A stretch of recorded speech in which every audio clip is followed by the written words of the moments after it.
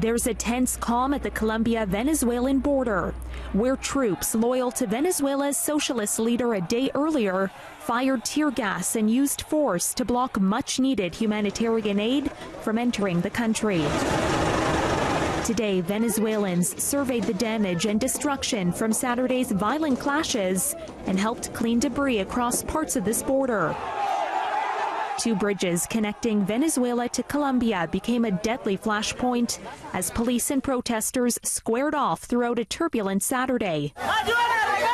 Trucks full of food and medical aid from the United States were set on fire, leaving people at the frontier desperate to save what they could from the flames. We're aimed at a singular mission, ensuring that the Venezuelan people get the democracy that they so richly deserved, and that the Cubans and the Russians, who have been driving this country into the ground for years and years and years, no longer hold sway. Crossings between the two countries have now been ordered closed for 48 hours by the Colombian president. Canada's Foreign Affairs Minister called Saturday's mayhem troubling. These attacks on civilians are simply unacceptable and a violation of basic humanitarian principles and human decency. For Venezuela's embattled President Nicolás Maduro, the aid is seen as a Trojan horse from Washington, and a veiled invasion to oust him from power.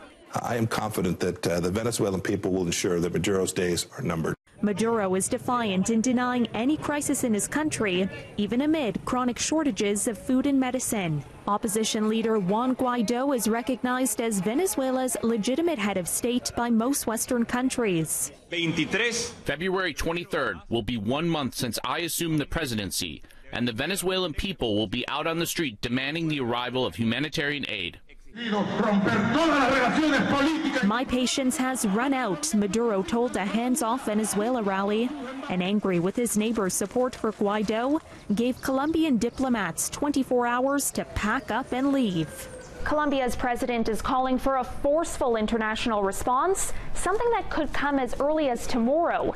That's when the Lima Group meets with U.S. Vice President Mike Pence in Colombia, along with Guaido.